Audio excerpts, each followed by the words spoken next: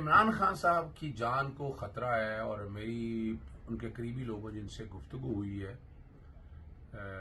آپ کو تاریخی طور پر یاد رکھنا چاہیے کہ جب نیب نے گرفتاریاں جتنے بھی بڑے لیڈروں کی ان کو سہولت کیا ملتی رہی، ان کو کھانے کی سہولت، ان کو آنے جانے کی سہولت، ایون تو موبائل کی سہولت بھی مریم نواز کو تھی، لیکن عمران خان صاحب کو یہ انٹینشنلی یہ سہولیات نہیں دی گئیں۔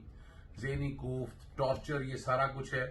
ابھی لندن میں بہت سے دوست احباب سے، سولیسٹر سے، بیرسٹر سے بات ہوئی ہے اور اس معاملے کو انٹرنیشنلی ہیومن رائٹس کی وائلیشن کے حوالے سے رابطہ کرنے کا ہم پلان کر رہے ہیں۔ کچھ چیزیں لکھ دی ہیں انٹرنیشنل لائر ایسوسی ایشن نے، وہ میں کل آپ کو بتا چکا ہوں۔ اب اس سلسلے میں بڑی تفصیلی جو ہے نا، کل کچھ ملاقاتیں ہیں، کل پریس کانفرنس بھی ہوگی۔ عمران خان صاحب کی جان کو شدید خطرات ہیں وہاں۔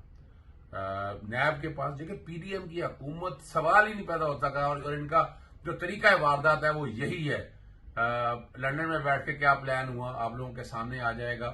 اس وقت جیسے عمران خان صاحب نے بتا دیا، خدشہ ظاہر کر دیا اور انہوں نے بتا بھی دیا کہ کیا کیا پاسبلٹیز ہیں۔